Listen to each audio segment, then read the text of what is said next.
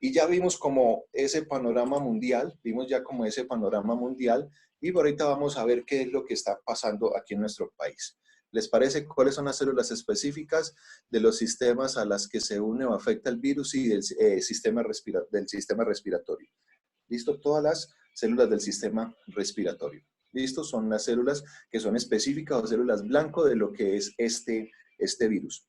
Por eso, una de sus complicaciones, como lo ven ustedes, tanto del tracto respiratorio alto o bajo, ¿cierto que sí? Él produce desde una sintomatología que puede ser leve hasta una sintomatología grave como una neumonía.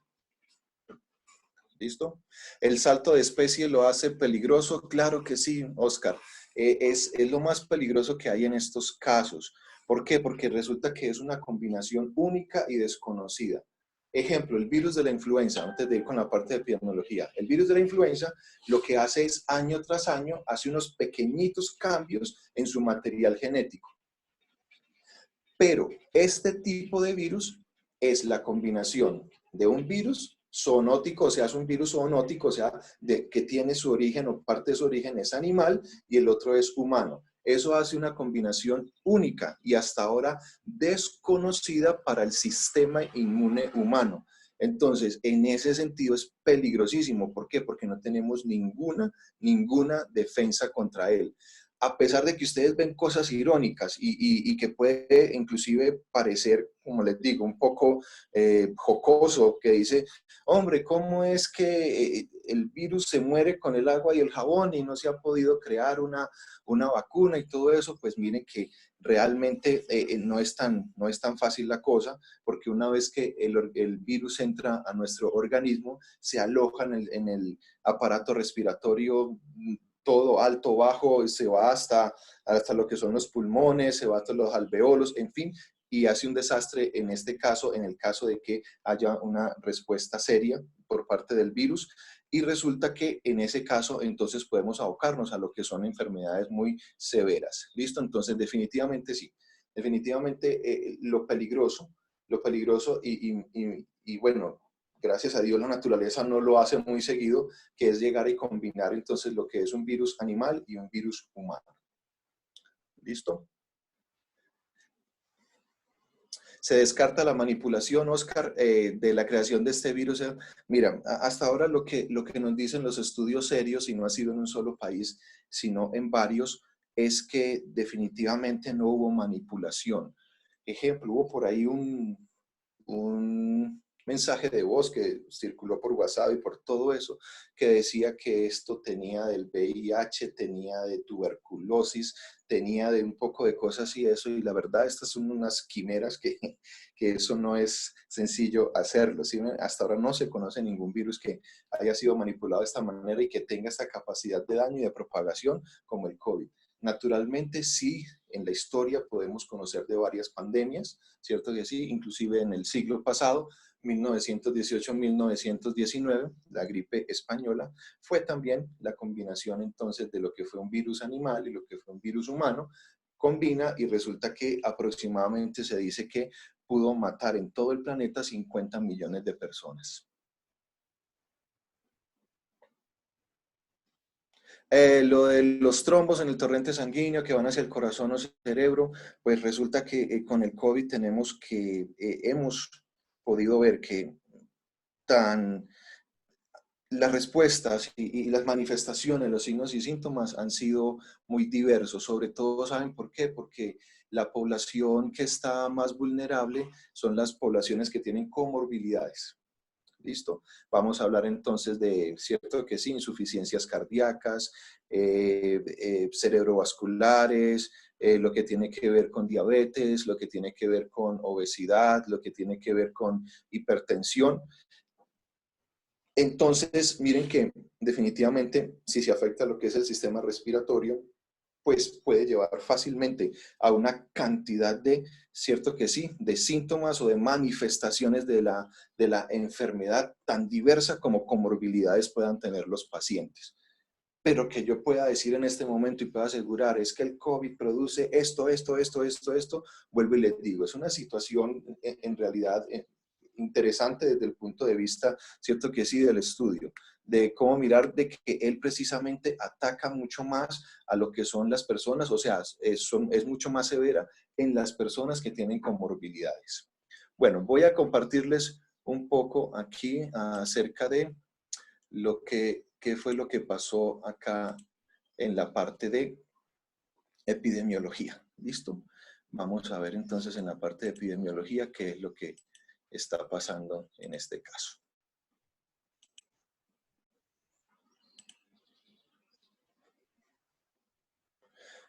Ok, están viendo bien ahí, ¿cierto?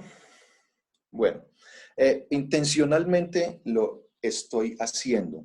Los estoy llevando a páginas que en este caso son con información oficial. ¿Esto para qué? Una de las principales cosas que tiene una pandemia, y eso entra dentro de las generalidades de lo que es este virus, es el manejo de la información. ¿Por qué? A través del manejo de la información podemos ayudar o podemos empeorar la situación. ¿Cierto que sí? Si yo doy noticias que no son verdaderas, noticias negativas, todo esto inclusive puede provocar una situación porque no sé si ustedes lo han percibido, muchos de ustedes no están encerrados en las casas, ustedes están trabajando y han percibido que en ciertas zonas, inclusive de nuestra ciudad, la situación social ya es muy delicada. Entonces, ¿qué es lo que pasa? Los estoy llevando a estas páginas, en este caso el Instituto Nacional de Salud. ¿Para qué? Para que ustedes, como personal de salud, o como si aquí no hay personal de salud, sino persona que esté interesada en el tema, quieren saber acerca de esto, lo hagan en páginas que son oficiales. Y no lo hagan por allá en el audio que mandaron una cadena de WhatsApp. Por favor, no hagan eso. Eso definitivamente lo que nos trae es más problemas. Inclusive para los del área de la salud se nos devuelve ese problema. ¿Por qué? Porque resulta que a partir de eso son las mentiras. Y por eso es que inclusive se ha visto agresiones al personal de salud en nuestro país y en muchos países por el mal manejo de la información que se ha dado. ¿Listo? Como saben, si nosotros al contrario ponemos la información oficial, le damos la información a la gente, le decimos, miren, los que más sabemos acerca de esto, de cómo se maneja lo que son las infecciones y cómo podemos hacer manejo de esto, somos del personal de salud, la gente, por el contrario, va a bajar entonces ese nivel de ansiedad cuando vean personal de salud. ¿Listo? Vamos entonces, aquí está lo que es el Instituto Nacional de Salud, que ellos son los encargados entonces de todo lo que son las pruebas y mucho del manejo que se ha dado entonces acá. Y vamos a ver, este fue el reporte del 26 de abril a las 4:30 p.m. Ellos sacan un reporte por día. Este fue el último que salió, no ha salido otro, ¿listo? Este otro se espera a horas del mediodía o en la tarde. Eso muchas veces va a depender de la hora en que terminen o la cantidad de muestras, ¿listo? Casos confirmados, entonces estamos aquí hablando 5.379, recuperados 1.133, fallecidos 244, departamentos y distritos entonces en los que se puede encontrar lo que es el COVID-31, así que como vemos ya en casi toda Colombia, casos en el mundo 2.844.712, cuando recuerden que allá en el mes de diciembre del 2019, conocidos, o sea que ya estaba comprobado uno solito. Y miren a lo que hemos podido llegar. Miren, aquí hay cosas interesantes. Ejemplo, tenemos entonces de los distribución por edad, aquí, de los que están confirmados. Y miren, entonces, algo curioso. ¿Cierto? La línea etaria de las más afectadas está entre 20, ¿cierto que sí? Y 60 años. ¿Listo? Definitivamente, y confirma lo que hemos dicho anteriormente, miren los niños. ¿Listo? Miren, aquí están lo que son los niños, ¿cierto que sí? Mucho menos afectados. E inclusive la que va ganando entonces en esto son las personas de 30 a 39 años. ¿Listo? Esto se debe a muchos factores, muchos de ellos, al igual que algunos de ustedes, están en esa edad en que tienen que salir a cumplir con sus funciones o son de las personas que están en las excepciones de lo que es el decreto 457 para que puedan entonces cumplir sus funciones, pero definitivamente miren que alguien me preguntaba si sirven lo que son las medidas que están haciendo, pues miramos entonces las personas de 70, ¿cierto que sí? Hasta 99 años y vemos que es mucho menor entonces la proporción. Definitivamente sí, fue una buena estrategia que los primeros que en Colombia dijeran vamos a guardarnos, o sea, vamos a no más clase en jardines, colegios y universidades, ¿cierto que sí? No más, y por favor los mayores de 70 no pueden salir más. Definitivamente, al día de ayer sí ha funcionado. Mírenlo, estamos en las dos esquinas aquí de esta gráfica. Vámonos entonces para los 1.133 recuperados. Para los 1.133 recuperados, voy a ponerle aquí un poquito más el tamaño para que lo puedan ver un poco mejor. ¿Listo? Entonces, aquí tenemos los recuperados. Los recuperados, a su vez, en menor proporción, los recuperados, a su vez, en menor proporción, sí presentan entonces el mismo comportamiento. ¿Listo? Miren, los recuperados, a pesar de todo, entonces van a presentar un comportamiento parecido a lo que son los casos, ¿cierto que sí? Tenemos entonces los recuperados más en esta línea etaria también de los 30 a los 39, también de los 20 a los 29, ¿cierto que sí? 40. Estos, los mayores de edad, pues están más bajitos, pero también tiene que ver en que son también de los que más bajo están como casos confirmados. Ahora, vamos a ver los fallecidos. Y como ustedes se dan cuenta, miren que se dan cuenta entonces los fallecidos, miren cómo desaparece muy bajo aquí en lo que fue de 30 a 39 años, ¿cierto que sí? Solamente hasta el momento van 9 personas, ¿cierto? 20 personas de 40 a 49, pero miren que a pesar de ser los más bajos, en casos confirmados, pero miren que definitivamente sí afecta más entonces a las personas mayores de edad, y muchos de estos, como ustedes saben en los reportes, es porque han presentado comorbilidades. Miren, aquí está de los 70, 79, 67. ¿Listo? 33 personas y de los 90. Entonces sí, yo creo que sí vale la pena cuidar tanto lo que son los niños como a nuestras personas mayores en este tiempo. Definitivamente no es seguro ahorita estar fuera, estar en la calle para las personas mayores de edad o personas que tengan enfermedades cardíacas, respiratorias, diabetes, en fin, porque definitivamente este virus sí aprovecha esa situación. Aquí, de los 5.379 confirmados, masculino 52 y femenino 47, entonces, según estas cifras en nuestro país, no podemos decir que hay una mayor susceptibilidad por causa de sexo, sino que presenta como una distribución muy uniforme, entonces, en eso. Vamos a ver aquí. De los recuperados, misma situación, ¿cierto que sí? 49 y 50% de distribución por sexo. Fallecidos, en este caso sí, ha fallecido más del sexo masculino, 62%, contra un femenino de 37.7%. ¿Listo? Ya vamos a las preguntas. Yo sé que esto de pronto va a generar un poco de preguntas, lo que son esto que estamos diciendo ahorita. ¿Listo? Distribución entonces por atención de confirmados, ¿está bien? Entonces en esto hay 5.379 confirmados, hay recuperados 1.133, fallecidos 244 y activos 4.002. ¿Listo? De estos activos, ¿listo? Entonces podemos ver que están en casa 3.607, ¿cierto? En hospital 279 y en la UCI 116. ¿Listo? Estamos hablando en todo el país. De los recuperados, pues en UCI no hay ninguno, ¿cierto que sí? Tenemos una pequeña cantidad en hospital todavía que están en proceso de recuperación, o sea que ha mejorado mucho su situación, y en casa lo que son 1.109.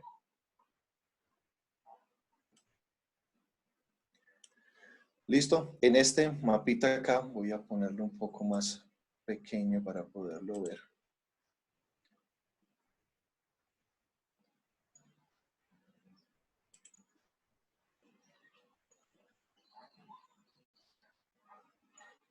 Ok, aquí tenemos lo que son las distribuciones por departamento.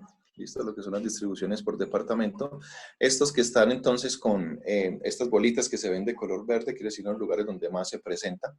Pero entonces vamos a ver los lugares que más se presentan en Colombia. ¿Listo? Tenemos aquí Entonces, en Bogotá, 2.247 casos positivos, 87 fallecidos y 422 recuperados.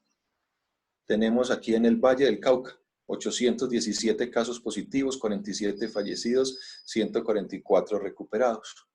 Vamos entonces aquí en Antioquia, 452 casos positivos, 4 fallecidos y 149 recuperados. ¿Está bien? Están comenzando a subir las cifras. Ejemplo, aquí en el Meta, ¿listo? En el Meta están comenzando a subir lo que son las cifras. 232 casos positivos, 4 fallecidos, 10 recuperados. ¿Listo? En el Amazonas, cierto que sí, de 40 casos positivos, 2 fallecidos. Hay que conservar lo que es la proporción. De todas maneras, miren que de 42 no es como muy buen dato, a pesar de que son tan poquitos. Aquí tenemos entonces en La Guajira 5 casos, Magdalena, Atlántico, listo.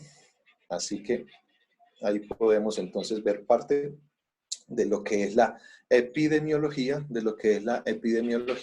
de nuestro país y qué es lo que está pasando entonces al día de hoy. ¿Listo? Vámonos con unas preguntas. ¿Listo? Vámonos con unas preguntas para que entonces podamos aquí hablar. Bueno. Todo muy claro, el personal de salud. Este virus crea anticuerpos en el organismo. Precisamente hace como 2 días aproximadamente la OMS dice que todavía no tiene cifras contundentes para decir que sí ni que no. ¿Está bien? Para mirar entonces lo que es la parte de los anticuerpos. ¿Listo? Jorge. Sí, doctor. Sí, si quieres te ayudo un poquito con las preguntas. Claro, doctor, claro que sí. Entonces yo te las planteo para que las puedas responder. Hay Seguro que sí, una doctor. que dice, el virus animal dicen que es del pangote y no del murciélago. ¿Qué tan cierto es? Sí, se ha visto que en los estudios que han hecho, que parece que hay cadenas no de un solo animal, sino de varios, pero vuelvo y les digo, esto todavía está en estudio, todavía no hay algo contundente que podamos decir.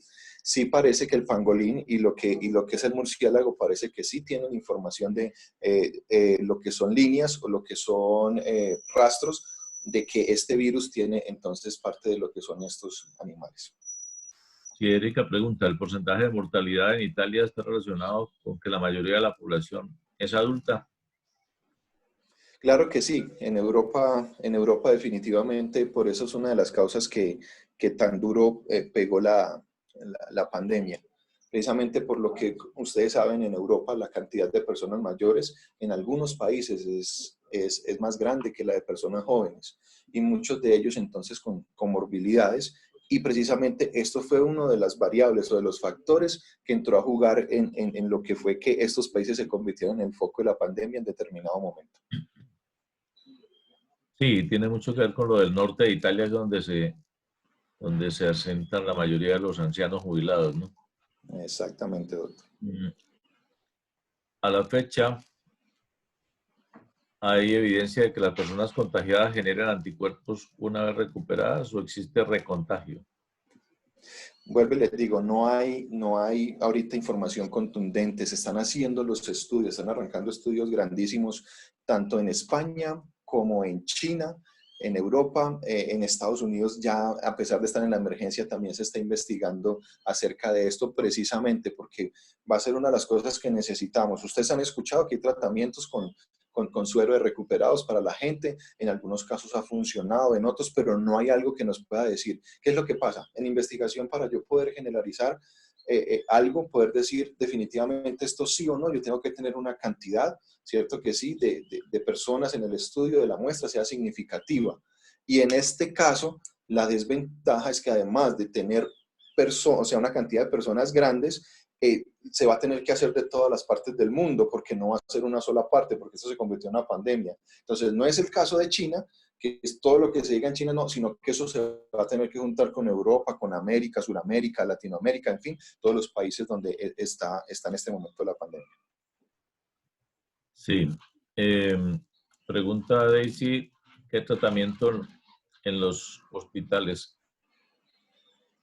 O sea, ¿cuál es el tratamiento en los hospitales actualmente? Ay, Dios, mire, se los digo así como les digo, por la experiencia, por lo que he hablado con varios médicos dentro de eso en la familia, ah, en Brasil, ejemplo, y aquí en Colombia, pues vuelvo y les digo, el tratamiento, ejemplo, va a depender mucho del caso y va a depender mucho de las comorbilidades que tenga el paciente. No hay como decir un solo tratamiento que a esto se le coloca tanto de este medicamento, tanto de este medicamento, y no, sino que de pronto va a ser una terapia respiratoria, lo que le puede servir a ese paciente. En otros casos, si tiene otras comorbilidades, y eso puede ser una terapia antibiótica que le ayude entonces para que ese sistema inmune se pueda recuperar, no porque el antibiótico mate el virus, sino porque él tiene comorbilidades o tiene otros tipos de infecciones. Sí, en ese sentido también preguntaban si había demostración de que había un proceso tromboembolítico en los pacientes o eso no está comprobado. Sí, creo que ya habíamos como dicho algo en ese sentido. Allá. Va a depender, vuelvo y les digo, mucho de lo que son las comorbilidades. ¿Listo? De ese paciente, entonces, qué es lo que tiene y qué es lo que pasa para la respuesta o la severidad mejor dicho, la virulencia del virus. ¿Listo? O sea, la capacidad de hacer daño del virus va a depender mucho entonces del estado general, del estado nutricional, del estado inmune del paciente, de las comorbilidades. Entonces tiene que tener en cuenta eso porque en este caso no es como por decir que resulta que hay un solo medicamento que es el que nos sirve, a ese paciente le pone el medicamento y ya. ¿Por qué? Para empezar, no hay medicamento específico contra el COVID. ¿Listo? Y como ustedes se dan cuenta, el COVID, a pesar de que en niños y en ancianos, por ejemplo, en nuestro país ha sido menos el porcentaje, pero puede entonces infectar a cualquier persona desde neonatos hasta ancianos. Sí, y para agregar que tengan en cuenta que la próxima semana el doctor Alejandro Gómez tiene programada la charla que nos pudo dar esta semana respecto a las novedades sobre el coronavirus. Ahí él va a tratar lo que tiene que ver con las teorías actuales sobre la presencia de un fenómeno trombólico y hemolítico que está generando parte de la sintomatología que no se ha tomado potencialmente.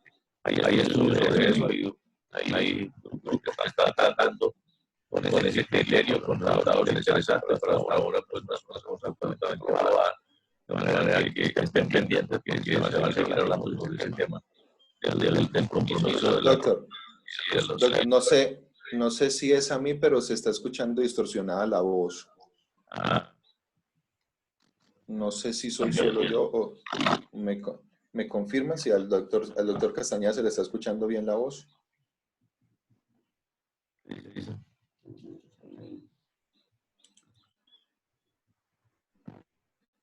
Cambiamos aquí el micrófono. Ya, listo. Perfecto. Muy bien. Entonces les estaba comentando que la próxima semana está programado el doctor Alejandro Gómez para hablar sobre las novedades en COVID-19.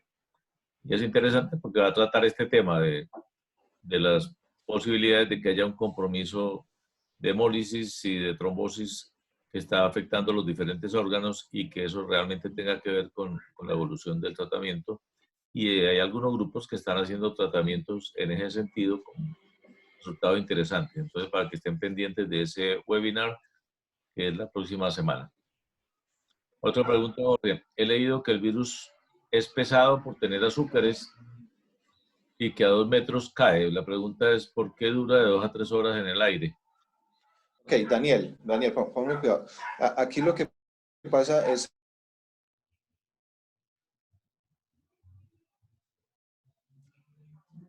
Se perdió el audio. 2 metros, ¿cierto que sí? Mínimo estar 2, 3 metros de la otra persona es por esta causa, para que estas partículas entonces no encuentren nuestro sistema respiratorio, boca, nariz, mucosas, en fin. ¿Y qué es lo que pasa? Por qué puede durar en el aire? Esto viene más que todo con la preocupación de que en aerosoles él se pueda transmitir, ¿listo? Esto se ha visto más que todo en lo que son los ambientes hospitalarios, ¿listo? O en donde se atienden. ¿Por qué? Porque por los procedimientos que se le hacen, por los aparatos o los equipos que se utilizan en esto, ellos al ser manipulados y todo esto pueden producir aerosoles. Y en estos aerosoles, en estos ambientes, por la alta carga viral, se ha visto que de pronto ellos pueden permanecer más tiempo en el aire. No es lo mismo para decir lo que es el ambiente afuera, ¿no? Lo que es en la calle, afuera y toda la cosa, pues parece que en lo que tenemos la información hasta el momento es que sí, es un virus pesado y no va a durar mucho en el aire. Muy bien. Se ha comprobado según estudios que en pacientes puede haber cambios neurológicos, cambios de gusto y olor, olfato. ¿Es posible? Sí, esto es posible, definitivamente. Cierto que sí, inclusive ustedes ven la cercanía, está en el sistema respiratorio. Esto puede provocar entonces lo que son este tipo de cambios neurológicos. ¿Listo? Por eso le digo, del COVID podemos sacar muchas cosas. Todavía no se ha dicho, mire, definitivamente era esto pueden en algunos pacientes, y vuelvo y les digo, por la variedad, ¿cierto? Que sí, de comorbilidades que se presenten ellos, se pueden llegar a presentar una serie de signos y síntomas particulares. Okay. Pregunta si las medidas que comienzan hoy sí son efectivas. Igual. Caterine, ponme cuidado. Resulta que hay virus. Quedarnos encerrados por 2 años hasta que aproximadamente en 2 años desaparezca el virus.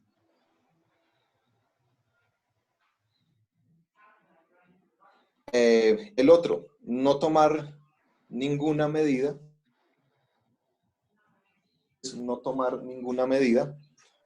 y que la gente siga con la vida normal. ¿Listo? Hacer cuarentena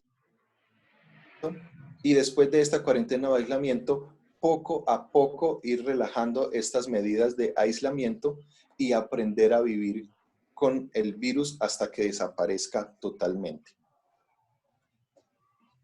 En la primera es poco viable, no creo que ningún país o alguna comunidad en este momento esté en capacidad de encerrarse aproximadamente 1 año, 2 años, hasta que estén completamente seguros que no va a haber, que no hay virus en el ambiente. En el segundo, pues la cantidad de personas es demasiada. Eso colapsa el sistema de salud. Si colapsa el sistema de salud, a la comunidad. El tercero es uno por los que han optado la mayoría de países, entre esos Colombia, es en hacer una cuarentena larguita, como saben ustedes, la de nosotros ha sido una de las más largas, pero en ese sentido, en las últimas etapas, ir reactivando los sectores productivos del país para no caer en otra emergencia, que es la emergencia económica y social. Ok. Preguntan qué tan confiables son las estadísticas del INS, incluso cuando estamos por debajo de 5.000 pruebas por día, cuando las pruebas realizadas son inconstantes, es decir, no se toma un número de pruebas preciso, sino que varía por día. De este modo, al igual, ¿qué tanta confiabilidad tendría el R? El ratio sub cero. Bueno, este es súper interesante este planteamiento.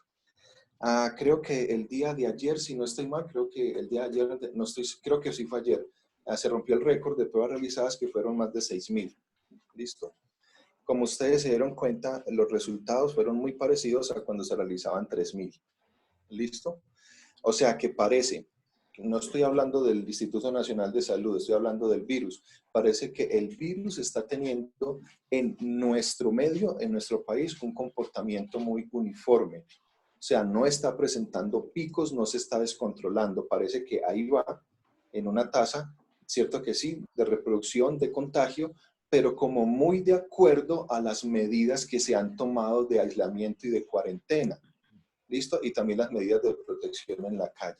Parece ser que va en ese sentido, porque miren que de tener unos días en que realizaban 3.000 a otros de 6.000 y manifiesta entonces un comportamiento muy parecido. Entonces, en ese sentido uno podría decir, hombre, sí, definitivamente, si yo no hago pruebas, no sé cuántos hay, pero miren que en este sentido se ha hecho una cantidad mayor de pruebas y está presentando un comportamiento, un patrón muy parecido. Eso en realidad, antes de pronto de ponernos o de disgustarnos o de pronto de entrar a politizar lo que es la pandemia, debería darnos esperanza y debería ponernos contentos. Que esto se esté comportando de esa manera, cierto que sí, uniforme, nos da esperanza de que sí están sirviendo el encierro que hemos hecho, sí están sirviendo las medidas que se están haciendo, así que en ese sentido. ¿Qué tanta la confiabilidad tendría el R sub 0, el ratio? El ratio sub 0 lo que es como una herramienta estadística que lo que nos dice o lo que nos hace es una proyección, Juan Fernando. En ese sentido lo que hace es una proyección. Ratios por debajo de 1 quiere decir que la pandemia o la epidemia va a desaparecer rápido, o sea, va a desaparecer, ¿cierto que sí? En menor tiempo y que hay esperanza de salir rápido de la situación y que la tasa de contagio, la tasa de muerte, de letalidad no van a ser muy altas. El ratio sub 0, por encima de 1, antes lo contrario, lo que nos dice es que la cantidad de contagios, ¿cierto que sí? O lo que es la diseminación del virus puede ser muy, muy grande. Para sacar el ratio sub 0 yo necesito varias cositas. Necesito, uno, mirar los contactos. O sea, esa persona que está contagiada, la cantidad de contactos. Lo otro es qué tanto tiempo, ¿cierto que sí? ¿Qué tanto tiempo dura la infección? Si un paciente puede ser infectante desde que está en el periodo de incubación, en el periodo en que está la enfermedad y después de que se recupera, ¿cuánto tiempo el paciente puede diseminar la infección? Y lo otro que se toma para el ratio sub 0 es cuántos de esos contactos se pueden infectar. A partir de eso aproximadamente se ha calculado que el ratio sub 0 de lo que es el coronavirus está entre 1.5 y 3.5. Esto quiere decir, Juan Fernando, que sin medidas sí podemos tener unas tasas de diseminación o de contagio muy, muy altas en cualquier parte del mundo. ¿Listo? Por eso. ¿Por qué? El segundo factor que les dije, ¿cuánto dura la infección? Pero si además de cuánto dura la infección no hay tratamiento ni hay vacunas, eso aumenta el valor del ratio sub 0. Porque en ese caso no hay contención en lo que decir el ambiente para yo poder decir, aquí ya el virus va a comenzar a encontrar anticuerpos, anticuerpos, anticuerpos. La única manera sería que el COVID, ¿cierto que sí?, produjese anticuerpos, ¿cierto? Y que a partir de eso las personas recuperadas vayan entonces, ¿cierto que sí?, sean una inmunización natural y entre más personas hayan con anticuerpos, el virus se encuentra con estas y va desapareciendo.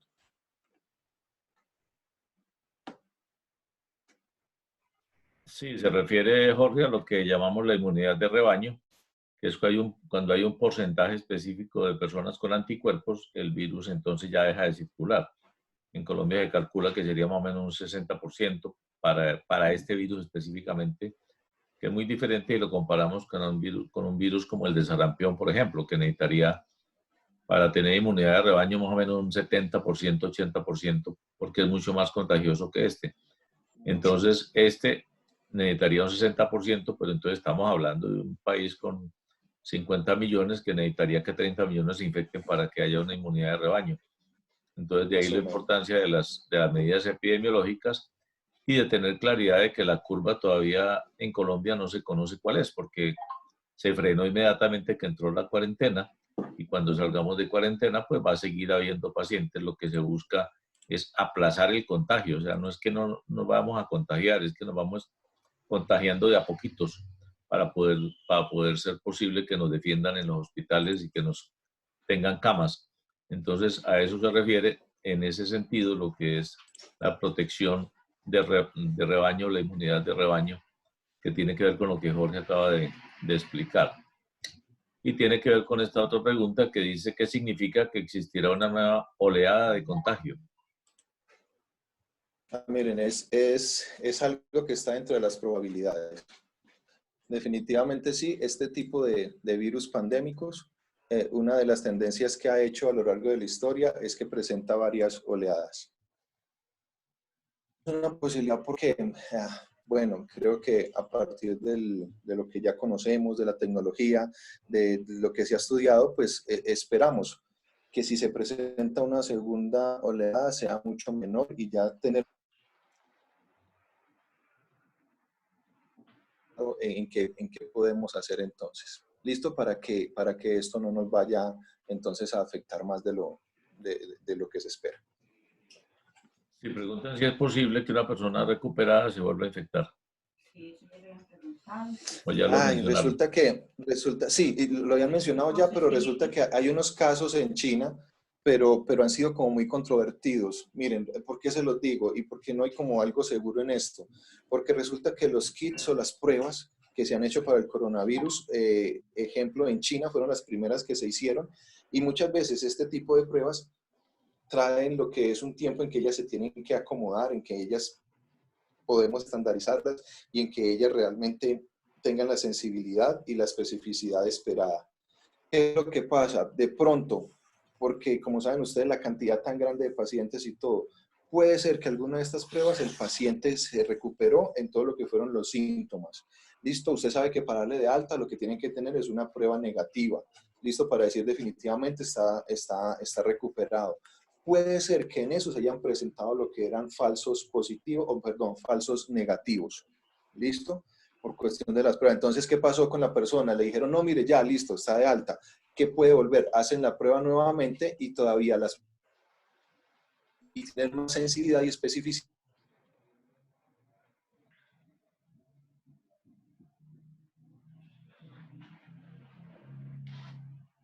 Se nos fue el audio, Jorge. Entonces puede ser esta, puede ser esa. Doctor. Se nos fue el audio un momentico. No sé la parte final si lo oyó todo el mundo. A ver, ¿qué nos dicen? ¿Qué nos dicen? ¿Escucharon bien o se fue? Dicen que no, pero no sé no qué. Se fue el audio, no se escuchó bien. ¿Me están escuchando bien ahora? Sí, ahora Y sí, ya. ok.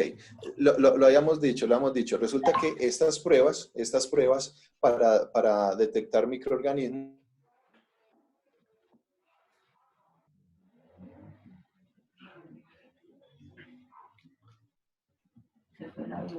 Se volvió a ir que, el audio. wow, se nos está yendo el audio. Mira a ver cómo está el micrófono ahí. No, está bien. Lo tengo aquí al ladito mío inclusive. Sí. Bueno, de Parece todas ser maneras que... avancemos. Ok, bueno. Hay una pregunta de Marbelis, ella, o un comentario. Ella dice, está en Estados Unidos, ella indica que se infectó de alguien que estaba asintomático. Esa persona se había infectado de otra persona asintomática, pero ella se infectó de alguien asintomático. Entonces es importante mirar si eso es Definitivamente. posible. Definitivamente, esa es una de las ventajas que tiene hacer mayor cantidad de pruebas, detectar los asintomáticos. ¿Por qué? Porque resulta que yo los tengo identificados y los puedo aislar. ¿Listo? Y ellos son los más peligrosos. Ejemplo, en una epidemia o en una pandemia, podríamos decir como fue el VIH, eso precisamente es lo que hizo que esta enfermedad, ¿cierto que sí? Tenga los números que ¿cierto? No manifestaban, es lo mismo con el COVID a una escala diferente en tiempo, ¿no? Pero es eso, los asintomáticos definitivamente son vitales en la diseminación de lo que es este virus. Claro. ¿Se han ocultado datos epidemiológicos a nivel nacional y mundial? Pregunta. Si se han ocultado datos, Sí. no, doctor. Yo creo que no estamos en capacidad de decirlo. Yo podría decir que definitivamente a principios de la pandemia en China creo que sí se ocultaron datos. Listo, creo que ellos no creían que esto iba a tomar las proporciones que tiene hoy en día y por eso no se dieron los datos a tiempo. Ahora, que se sigan ocultando, que sigan y eso, yo la verdad creo que entre los datos, tengamos más datos acerca de lo que es este coronavirus y lo que es lo que puede producir, yo creo que va a ser mejor para salir de esta situación todos, porque resulta que esta situación ya nos tocó a todos los continentes, la mayoría de países en el mundo estamos en eso. De pronto no tendría mucho sentido en esta etapa ponernos en riesgo todos. Sí, a nivel nacional es de anotar que no, que lo que explicó Jorge ahora es que hay un subregistro porque no tenemos pruebas para todo el mundo. Estuvimos haciéndole pruebas a toda la gente y a todo el que se infecta lo aíslo inmediatamente, aunque esté asintomático, pues obviamente se controla más, como ha hecho Alemania y otros países. A nivel nacional, obviamente tenemos un subregistro, las pruebas son muy poquitas y hay mucho más infectados de lo que estamos diciendo. Pero de todas maneras no es que estén ocultando, sino que es una situación de salud pública que no podemos interpretar. Y en todas partes se sabe que hay una curva gris que nadie sabe cuánto es, que es la verdadera curva de contagios de los que son asintomáticos. Nadie supo que tuvo la infección y se infectaron. Entonces es importante como tener eso en cuenta también. Ok. Bueno, para Pregunta, hablar es... o Sí, otra sí, pregunta. tú me dices y seguimos o La guardamos última pregunta para más y tarde. seguimos. Dale. La última y seguimos. Qué tan factible es que llegue pronto la vacuna a nuestro país siendo subdesarrollados? No, bueno, en ese sentido creo que no es por el subdesarrollo ni el desarrollo, y creo que ese término de país desarrollado, subdesarrollado a partir de esta pandemia, yo creo que se va a tener que revisar, definitivamente. Pueden ver ustedes, ejemplo, Suramérica, pueden ver África comparado con Europa y Estados Unidos. Listo, definitivamente el desarrollo tiene que ser algo que, que, que definitivamente responda, sobre todo en estas situaciones de crisis. Así que, muchachos, vuelvo y les digo, creo que ya en países como Colombia estamos en la capacidad de haber o de responder ante una crisis de esta, porque creo mucho en ustedes, que es el personal de salud que se forma, ejemplo, aquí en Colombia. Creo que ha sido vital el empuje que se le ha dado, definitivamente, a pesar de todo, las críticas, a pesar de la falta de presupuesto, de la cuestión de sueldos, toda esta cosa, pero creo que hemos sido ejemplo y creo que nos ven como ejemplo en muchos lugares del mundo donde nosotros todavía no hemos percibido que la gente nos está mirando como un referente. No solamente países vecinos, sino países de muchas otras partes del mundo están mirando a Colombia como referente en el manejo de una situación de crisis como esta. Vuelvo y les digo, no estoy politizando el discurso, estoy hablando de medidas que se tomaron desde el área de la salud, la asesoría que se le dio al gobierno que está ahorita, sea cual sea su color político, pero creo que se han hecho, ha tomado medidas muy importantes para poder garantizar la vida de muchos colombianos. Vamos entonces a hacer aquí, a mirar, nos están viendo la pantalla, la compartida. Vamos a mirar la distribución por estado de casos activos. Este es el total aquí en Colombia, ¿cierto que sí? Y tenemos entonces lo que es leve, ¿cierto que sí? El estado leve de lo que ha producido entonces lo que es este COVID. Tenemos el 66%. Tenemos moderado el 5.61%. ¿Listo? Grave, 2.18%. Fallecido, 4.54%. Y recuperado, 21.06%. ¿Listo? Sí podemos llegar a decir mucho de lo que son la falta de pruebas y todo, pero yo les pediría de pronto que se concentren en lo bueno que estamos mostrando hasta ahora, y creo que en esto sí es difícil de pronto haber una manipulación, que es en el moderados, los graves y los fallecidos. ¿Listo? Y los recuperados. ¿Listo? Estamos mostrando entonces unas tasas muy buenas. O sea, hay un panorama positivo, lo cual no puede llevar a la relajación de lo que es el cuidado. Yo se los mencioné ahorita y les dije, vamos a partir de que las medidas de aislamiento, cierto que sí, se comiencen a desmontar, tenemos que aprender a convivir con el virus por un tiempito. ¿Listo? Estamos hablando de un periodo de año y medio, 2 años, más o menos, hasta que esto desaparezca del todo, y en ese periodo vamos a tener que aprender a convivir con el virus definitivamente. tenemos aquí lo que es la tasa de letalidad del 4.5%. A esto es lo que nos referíamos. ¿Qué es la tasa de letalidad? Es la cantidad, ¿cierto que sí?, de casos, está bien, la cantidad de casos, y eso se divide por la cantidad entonces de muertes que se han presentado en este caso, y eso nos da la tasa de letalidad del 4.5%. Si nos damos cuenta, es una tasa de letalidad que todavía es baja. ¿Listo? Vamos a mirar a ver si por acá tenemos. Sí, voy a mostrarles estas de acá, aquí en las Américas. ¿Listo? Vamos a mostrarles aquí en las Américas, fallecidos por millón de habitantes. ¿Está bien? Y miren nosotros aquí, mira, Estados Unidos, por eso les digo. ¿Está bien? De 167. Canadá 68. Panamá 37. Ecuador 33. 26. Perú 22. Brasil 20. Chile 10. México 10. Honduras 6, y aquí venimos con Colombia. Definitivamente estos son datos para comparar. Estamos hablando de fallecidos. No estamos hablando si tomamos o no tomamos pruebas en este caso. ¿Listo?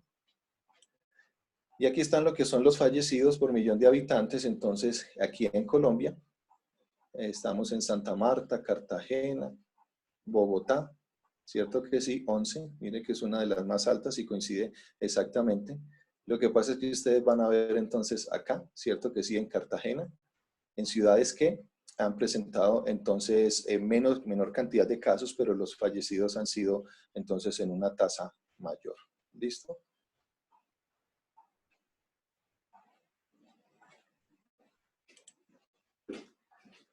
Oh, espera un momentico. Vamos aquí a ver si nos muestra otros daticos. Aquí también hay una que tú puedes ver, entonces todo lo que son la tabla de casos por departamento. ¿Listo? Simplemente vienes aquí y le das entonces y buscas el departamento que queramos. A ver, Antioquia. ¿Listo?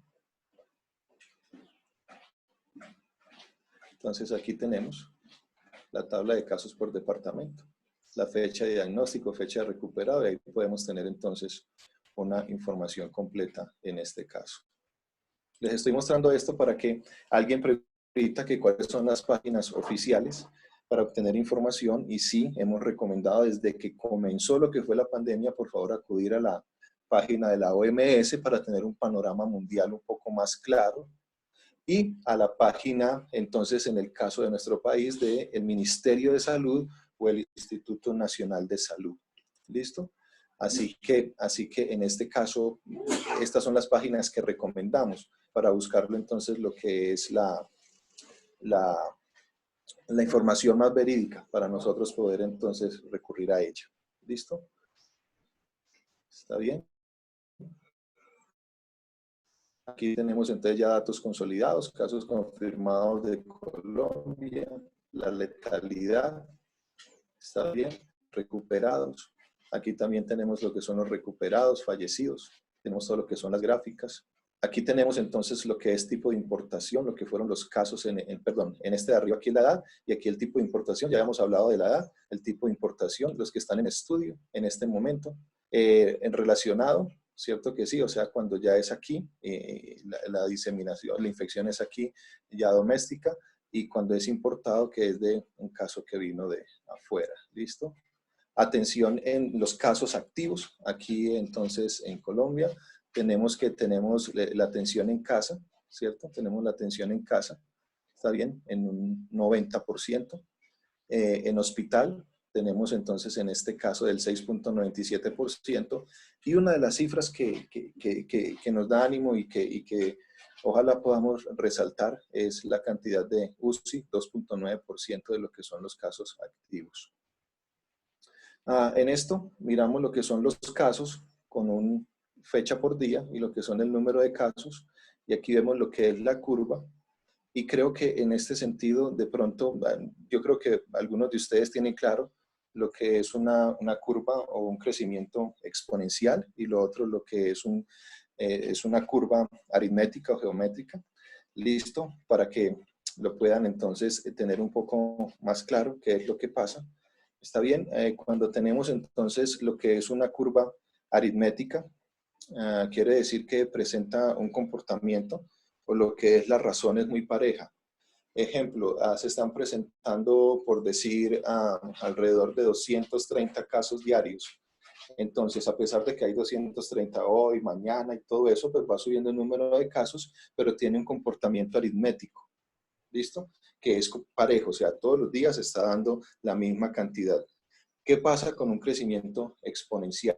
El crecimiento exponencial quiere decir entonces, eso también va relacionado con el ratio sub cero, que está calculado entonces para la población colombiana. Quiere decir que si no se toman medidas o no hay ni ningún tipo de cuidado en este caso, resulta que donde habían dos, él puede, ¿se acuerdan que yo les mencioné y les dije, puede que contagiara a 1.5 o 3.5? Pongámoslo en la media, digámosle que en 2. Entonces quiere decir que donde hay 2 van a haber al otro día 4, donde hay 4 van a haber 8, 16, 32, 64 y de esa manera entonces se da lo que es un crecimiento exponencial. De esa manera no se puede aplanar la curva, sino que la cantidad se va duplicando día por día, lo cual es lo que lleva entonces al colapso del sistema de salud, ejemplo a lo que es la cantidad de camas en UCI o la cantidad entonces de camas en hospitalización para poder atender la cantidad de personas que llegarían de pronto en un mismo momento a necesitar de una atención que sea para ya personas graves o que requiera cuidados especiales o UCI. ¿Listo? Aquí les quería mostrar algo. Bueno, ok. Vámonos entonces con unas preguntas porque hay algo que les quiero mostrar ahorita, una cosita que les quiero mostrar a ustedes ahorita antes de cerrar lo que es esta sesión del seminario. Sí, bueno, Marbella hizo una pregunta dirigida específicamente a mí porque habla del contagio intrauterino, si existe o no existe. De momento, el concepto general es que no hay contagio vertical de la madre al hijo. Hay un caso reportado en que parece que sí, pero es uno solo. Hay otro en que apareció la infección dentro de las horas siguientes, pero eso no significa que necesariamente sea vertical. Por ahora se considera que la mamá se infecta, pero el bebé no, y la gran mayoría de las madres que han tenido bebé, estando ellas infectadas, el bebé ha salido negativo, con riesgo de contagiarse al momento de nacer, pero no la infección vertical como quiere mencionarse. Pregunta espectador anónimo, ¿un paciente recuperado por COVID después de guardar cuarentena puede ser portador, puede recaer? Bueno, vuelvo y les digo, ha sido que se han presentado algunos casos en China, pero vuelvo y les digo, no sabemos si es por, o sea, yo hasta ahora, no sé si el doctor Castañeda lo puede confirmar también, yo hasta no tengo conocimiento de un caso de que se haya recuperado y nuevamente dé positivo para COVID, pero que el paciente esté grave y hospitalizado nuevamente. Lo que yo he tenido conocimiento es que los pacientes han vuelto a dar positivo para COVID en la prueba, o sea que todavía tienen material genético del virus en sus organismos. Entonces, en ese sentido, no podría asegurar ni una cosa ni la otra. Sí, eso todavía está en duda, porque sí han vuelto a dar positivos, pero no necesariamente han vuelto a contagiar. Entonces, eso es lo que se ha visto en China, que es el que lleva más tiempo desde los primeros casos. Pero en realidad la gran mayoría de los pacientes que se consideran curados se les da un tiempo todavía de aislamiento después de que les da la prueba negativa, ante la posibilidad de que todavía esparzan un poquito el virus en menor cantidad, pero que todavía exista. Entonces los aíslan todavía por 2 semanas o 3 semanas más. Pero eso hasta ahora es lo que se sabe y no hay ninguna respuesta categórica sobre esto. Bueno, preguntan, bueno, esta es la misma, que si a algunas personas le repite el contagio, es lo que sabemos hasta ahora. Respecto a los aspectos ambientales, ¿considera usted que eso podría explicar el comportamiento del virus en grandes ciudades? ¿Qué otros aspectos cree usted que favorecen este comportamiento Eh, respecto a los pero ambientales? pero cuando dice el comportamiento se referirá a qué, al patrón de diseminación o... Me imagino que era como el medio ambiente, pero no sé a qué se refiere específicamente. Sí. Si la persona que pregunta nos puede aclarar un poquito más la pregunta. Ajá. Que ni en invierno ni en verano. Hola, de este hemos sabido que el virus no tiene ninguna interferencia con respecto al clima y de hecho se ha dicho que puede sobrevivir bajo el hielo y bajo temperaturas altas. Entonces muchas personas pensaban y decían, bueno, si de pronto yo llego y caliento las cosas, si llego y me doy un baño con una ducha caliente voy a acabar inmediatamente el virus. Ellos decían que ninguna temperatura extrema, ni baja ni alta, estaría como en relación con esto. Igual tampoco se está diciendo que el verano o el invierno, aunque se supone que tiene un poquito más de preferencia por lo que es el invierno, pero no se ha demostrado otra cosa distinta. Okay. Bueno, hay otras varias preguntas. Sí, sí, doctor. Sí, se podría decir que la mayoría de aumento en contagios varía desde la afección o interacción del virus y el sistema de cada persona. Sí, definitivamente es como cualquier microorganismo, va a depender mucho. Vuelvo y les digo, por eso el doctor Castañeda, inclusive en una conversación que tuvimos, fue el que nos dijo el dato, ¿no? Acerca de lo que son los niños y el porcentaje de niños infectados, precisamente lo que tiene que ver con su sistema inmune, sea por esquema de vacunación o sea, bueno.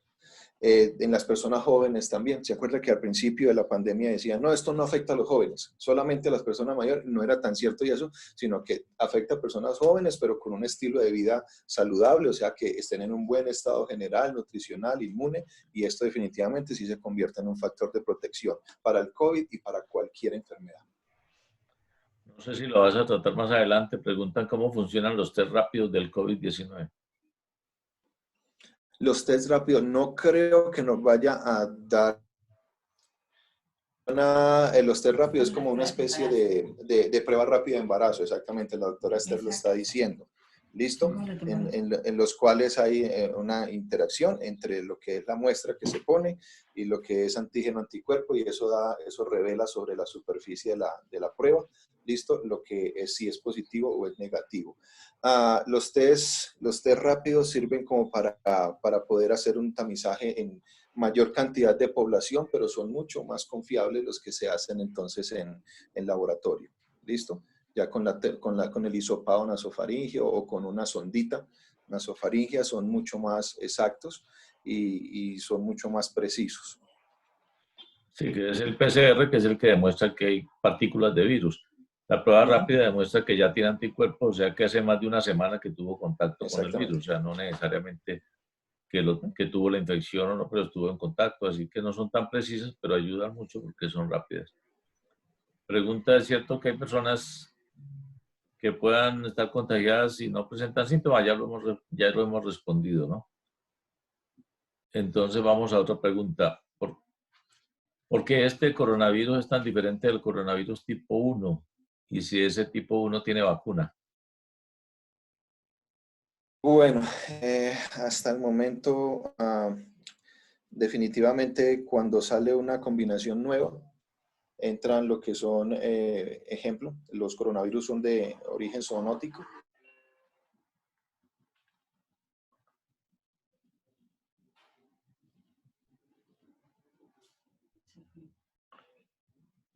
Perdimos el audio. No hay audio. Ahí ya regresó. Regresó.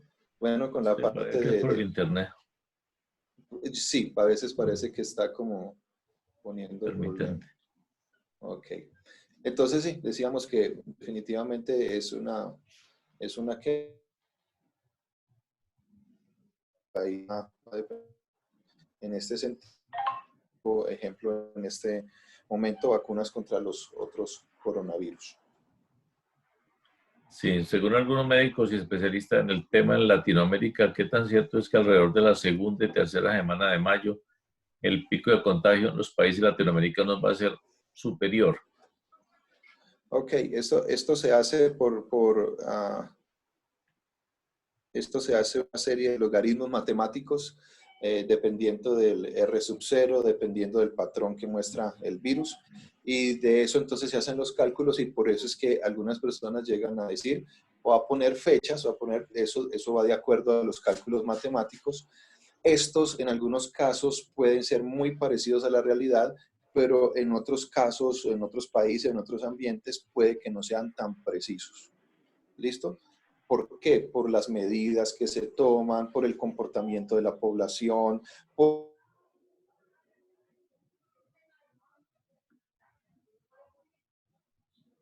pero son, vuelvo y les digo, todas estas proyecciones, todo esto que le ponen fecha son hechos o sea, son basados en cálculos matemáticos. Pregunta Ovidio, los médicos cubanos fomentaron un tratamiento experimental con interferón, que es un tipo de proteína plasmática que el cuerpo tiene como mecanismo de defensa contra virus y bacterias. ¿Esto podría funcionar?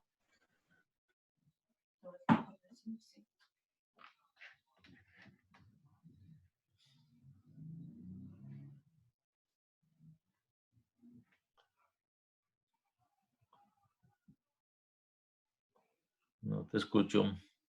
Los compañeros tampoco. ¿Me escuchan? Sí, ahora sí. Ok, hablábamos que estos tratamientos con interferones y que si podrían funcionar, sí podrían. ¿Listo? Pero volvemos y repetimos. Todos ellos están en etapa experimental. Todavía no hay nada concluyente de tratamiento o cualquier cosa. Por eso, ejemplo, si sale hoy la noticia, ejemplo, de que se encontró la cura para el coronavirus, que es tomarse una cucharada de sal, no, por favor, no crean eso porque eso no es así, eso no sale del día a la mañana. Tanto tratamiento como vacunas tienen que tener unas pruebas y esto definitivamente tiene que servir. Porque, ejemplo, no se puede sacar una vacuna que sirva nada más para el 30% de la población. Estas vacunas tienen aproximadamente del 70-80% para arriba, ¿cierto? Que sí, de efectividad en toda la población. Si no, no vale la pena meterse en la producción tan grande o todo lo que costaría realizar estas vacunas para distribuir a todos los países. Sí, sobre terapia eso es válido. Ahí preguntaban en el chat ahora acerca de la citromicina. Realmente están combinando cloroquina con la citromicina. Parece que el efecto de la cloroquina es más por el efecto antiinflamatorio que por el efecto de la cloroquina, que es un antimalárico también. Pero son, como decía Jorge, todos terapia en experimentación, que hasta ahora ninguna es aceptada universalmente. Están ensayando en un lado unas, en otro lado otras, y cada una tiene respuestas interesantes que a la larga nos darán una respuesta final, pero por ahora no la tenemos. Doctor, Pregunta qué condición. sí. Sí, dale. Quisiera en este momento dejar algo específico para lo que es la población prehospitalaria, o sea, todos nuestros estudiantes, todos nuestros egresados, los que están trabajando. Ahorita les quería mostrar, aparte de lo que fue un estudio que se realizó con la universidad, con el 123 y con la Secretaría de Salud de Medellín. Listo, algo bien específico, cortico, pero que creo que nos va a servir en este caso. ¿Vas a hacerlo ya? Dale. Sí, ya, ahí estoy compartiendo la pantalla. Sí, ya la vimos. ¿Listo? Aquí lo que tenemos entonces es que se validó un protocolo de limpieza y desinfección para ambulancias en Medellín. Este trabajo fue presentado el año pasado, en el mes de noviembre, sin saber todavía que lo que nos esperaba. ¿Listo? Fue hecho en la ciudad de Medellín, en colaboración con Metrosalud, el 123, el Colegio Mayor de Antioquia y la Universidad Adventista del Programa de Atención Prehospitalaria. ¿Qué fue lo que pasó? ¿Qué queríamos hacer? Resulta que nosotros queríamos validar un protocolo de limpieza y desinfección de ambulancias, que en muchos de los sitios de trabajo de nosotros en atención prehospitalaria, con este fin de tener lo que es un ambiente seguro. Y para tener un ambiente seguro necesitamos utilizar protocolos,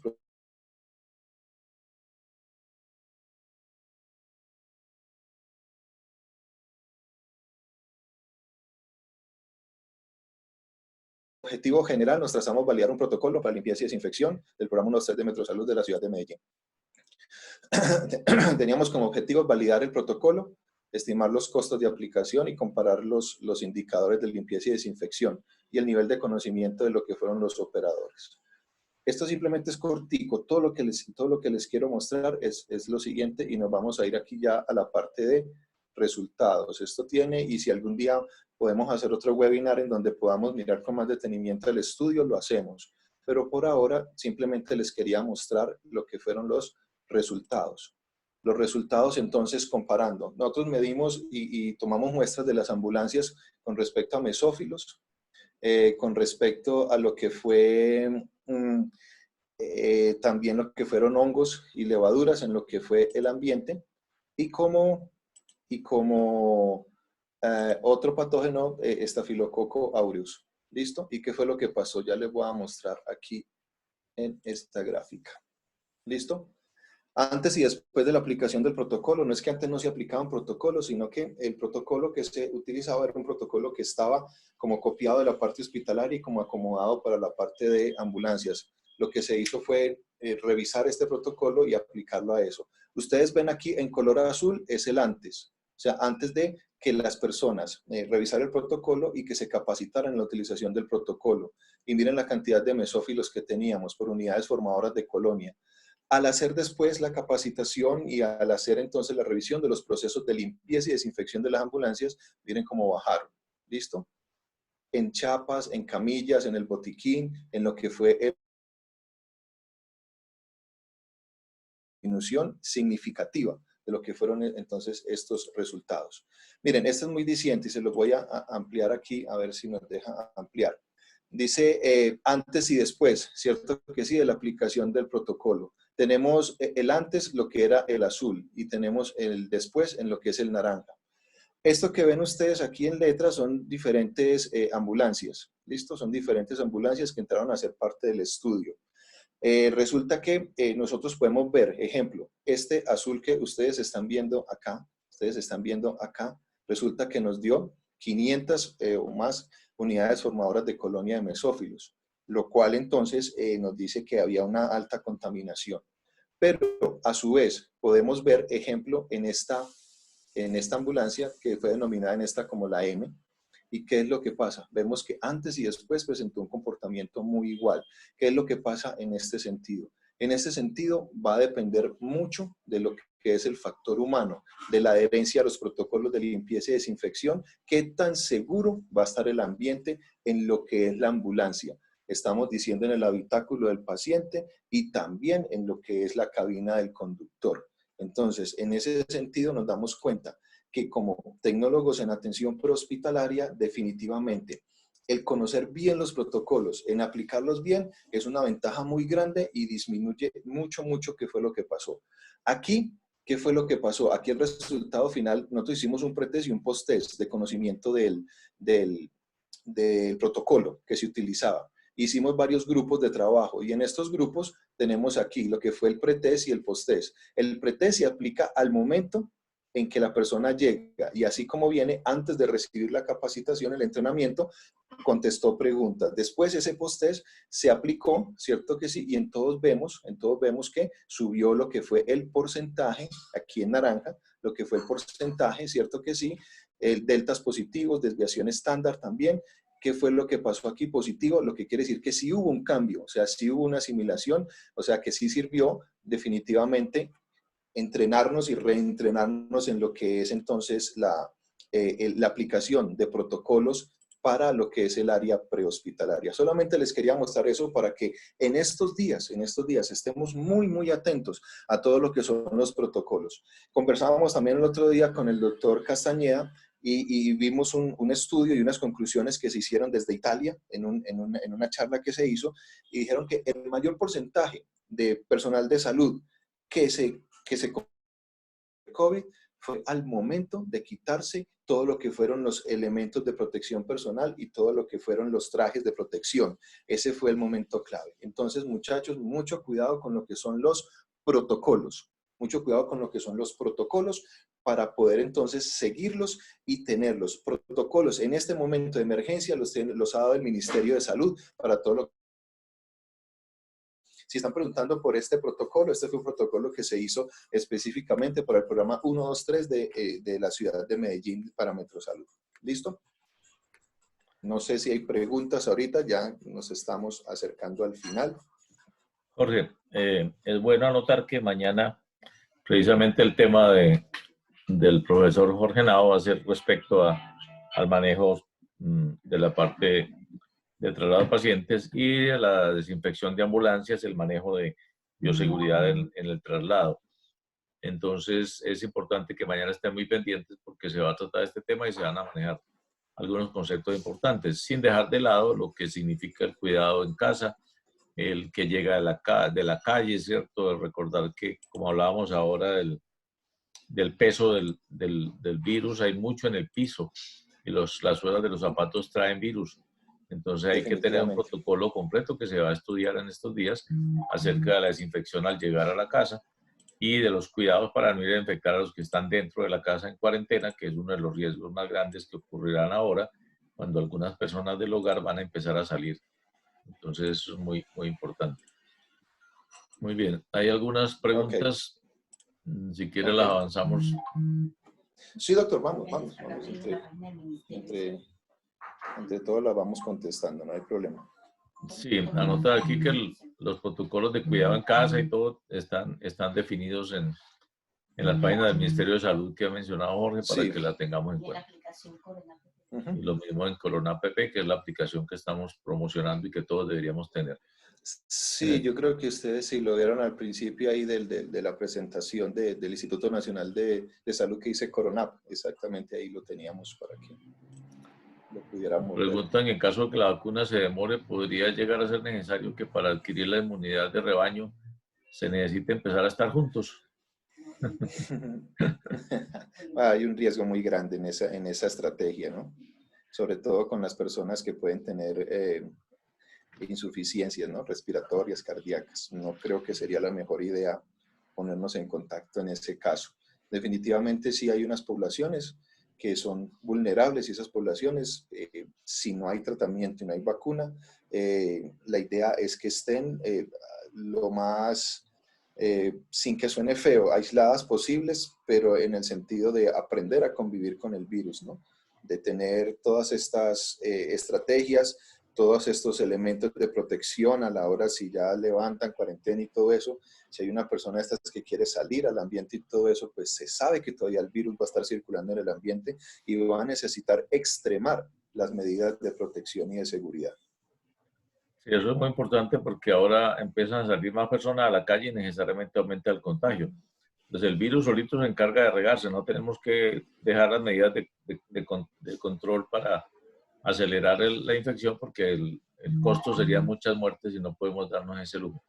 Mejor que vaya lo más lento posible, que es lo que estamos tratando de hacer. Preguntas, si me podríamos nosotros los APH tener pruebas rápidas en la ambulancia, ¿serviría de algo?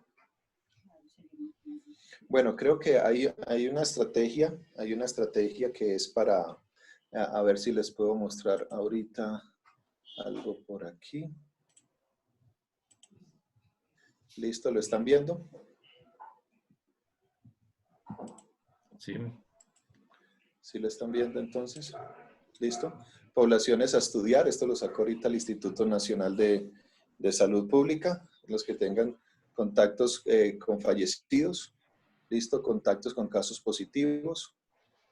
Todo paciente hospitalizado con cualquier síntoma respiratorio o todo paciente que tenga criterios para ser atendido en urgencias por síntomas respiratorios. También personas que pertenezcan a conglomerados, ¿listo? Ejemplo, cosecha cafetera, cárceles, listo, se le puede aplicar pruebas rápidas o PCR según el algoritmo. Personal de salud, ¿cierto que sí? Pruebas rápidas PCR según algoritmo, entonces según el Instituto Nacional de Salud, sí son una de las poblaciones, ¿cierto que sí? Que se van a estudiar, o sea que se les va a dar prioridad para lo que son las pruebas. Aquí lo tienen en el número 6. Número 7, otras personas que por criterio médico se consideren se hacer la prueba. Y el 8, fallecido con algún síntoma respiratorio que no tuvo muestra en vida. Hubo una pregunta por ahí que alcancé a ver y era que cómo sabían si si una persona definitivamente moría, ¿cierto que sí por COVID?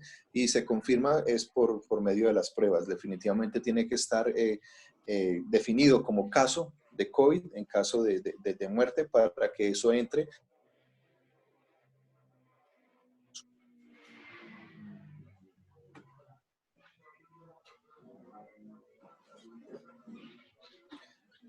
Si hay más preguntas. Sí, habría una más. Podríamos nosotros bueno, lo de APH, ya lo de las pruebas rápidas, el profe lo acaba de explicar. Lo que me preocupa es que en el sistema de salud hasta ahora no estamos trasladando tanto paciente con sospecha de COVID y el sistema posiblemente ve un poquito de lado al personal hospitalario porque no lo considera pues tan de salud directamente. Pero hay que estar pendiente de que las empresas de ambulancias y todo lo que es hospitalario se haga visible para que esté dentro de ese grupo que se le van a tomar las pruebas. Obviamente el riesgo de contagio en la ambulancia es muy alto, entonces hay que aprender lo que vamos a enseñar mañana y fuera de eso, tener acceso a las pruebas porque es indispensable que cualquier persona que tenga una prueba positiva sea aislada inmediatamente para evitar que propague el virus. De eso depende la efectividad en controlar. Entonces hay que estar muy pendientes los prehospitalarios de que sí sean visibles como personal de salud y que se les tenga en cuenta para este tipo de campañas, o sea, estar hablando con Secretaría de Salud, con todo el mundo. Preguntan, si viendo la composición genética del virus, ¿qué se puede ver positivo para encontrar la cura? ¿Cuál podría ser el punto débil? Bueno, la verdad todo eso está en estudio ahorita. El problema con la vacuna es el tiempo. Inclusive ya algunas vacunas han demostrado ser efectivas en lo que es la prevención para que no se reproduzca lo que es el virus. Pero vuelvo y le digo, algunos de ellos ha sido en modelos, ¿cierto que sí? In vivo, otros in vitro, han sido pruebas hasta ahora y lo que necesitamos es tener cierto que sí, ya conclusiones que nos puedan decir, hombre, definitivamente con esta vacuna logramos el porcentaje de tanta población, pues que sean porque si no, entonces no va a valer la pena sacar una vacuna que de pronto sirve en un ensayo clínico y resulta que cuando ya lo sacaron a la población o por diferentes razas o culturas o bueno, en fin, una cantidad de factores que pueden intervenir ahí, no vaya a funcionar de la manera que debe.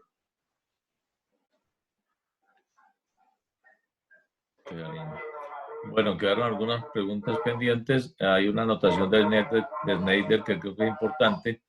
Dice, ese proceso de limpieza y desinfección ha sido muy útil para nosotros del 1, 2, 3. Ya se han disminuido la contaminación cruzada. Hablando del estudio que mencionó Jorge hace un momento. Sí, Snyder está trabajando en el programa el 1, 2, 3. Pregunta, ¿qué tan cierto es que se debe usar guantes cuando se sale, sabiendo que eso intrahospitalariamente es un foco de infección y por eso se cambia al momento de alguna tarea? Sí, no, definitivamente creo que coincide el doctor Castañeda y la doctora Esther en que los guantes para el personal de salud, definitivamente eso no es para manejarlo en la calle ni cualquier persona. Creo que el tapabocas inclusive con sus indicaciones tiene que ser bien utilizado, pero definitivamente guantes no, se puede convertir antes en lo contrario. Sí, de eso se hablará el jueves en bioseguridad para que estén muy pendientes. Muy bien, Jorge, va a hacer la conclusión. Nosotros estamos contentos de haber arrancado con este curso, esperamos que lo hayan disfrutado. Hubo un grupo de gente que se inscribió, no logró inscribirse, vamos a averiguar qué pasó, pero nos interesa mucho que todos puedan aprovechar el curso, que es lo más importante para nosotros. Lo importante por ahora es seguir manejando todo lo de bioseguridad y estar muy cuidadosos en la parte prehospitalaria porque es muy importante. Entonces, Jorge, para que termines. Bueno, no, agradecerles por haber sacado este tiempito para poder escuchar un poquito más acerca de esto. Tratamos de traerle la información más actualizada y más veraz posible. Como vieron ustedes, les dije, el manejo de la información lo hacemos de fuentes oficiales. Miren que en ningún momento un artículo que salió por en Facebook ni nada de estas cosas, sí les pedimos que sean muy cuidadosos con ese tipo, porque nosotros como del área de la salud nos convertimos en este momento en referente para muchas personas. Y mucho de lo que nosotros digamos puede ser el cambio para que una persona evite contagiarse con lo que es este virus. Y sobre todo, muchachos, mucho cuidado, estar siempre concentrados en el trabajo en estos días. Ustedes son del personal que no han tenido el privilegio de quedarse en casa, ustedes tienen que cumplir con el deber, fueron llamados para eso y han respondido de una manera muy valiente y muy de acuerdo con lo que ustedes son.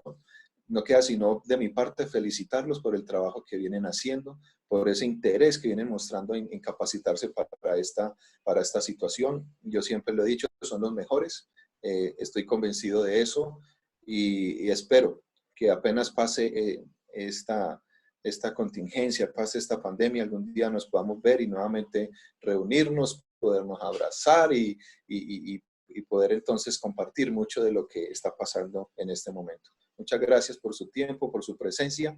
Recuerden, mañana súper interesante el tema con el profesor Jorge Nao. Van a aprender una cantidad grandísima. Han trabajado mucho con Jorge, con Alejandro. El doctor Peña también ha estado muy pendiente entonces de todo lo que es la seguridad de ustedes. Y eso es lo que queremos hacer, que ni uno solo entonces de nosotros, de los APH, no vamos a tener pérdidas porque vamos y nos estamos preparando para hacerlo mejor. Gracias y nos seguimos viendo. Tengan un feliz día, se cuidan mucho. Un abrazo bien grande para todos. Chao.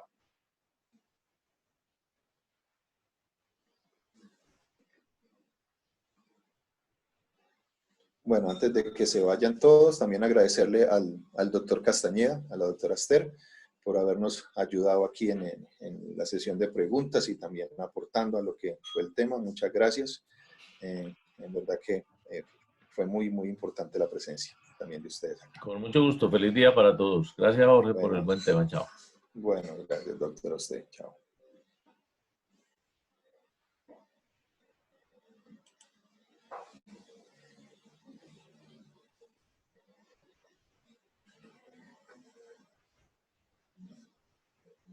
Chao, Oscar, Marisol, nos vemos. Esteban, esté muy bien. Esteban Vaca, 2006, muy bien, chao. Alejo, nos vemos. Harold, suerte. Anita, que estés muy bien. Snyder, te cuidas.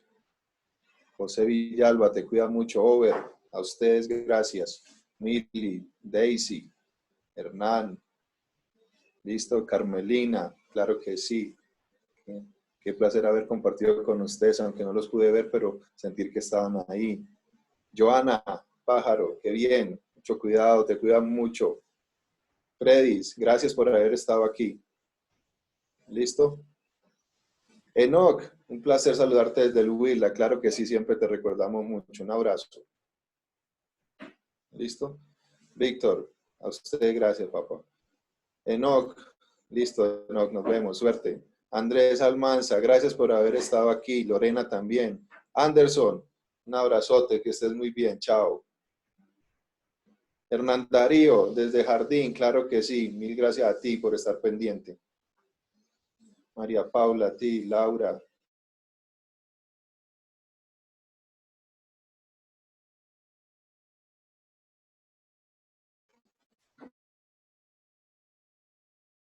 Listo, Lice.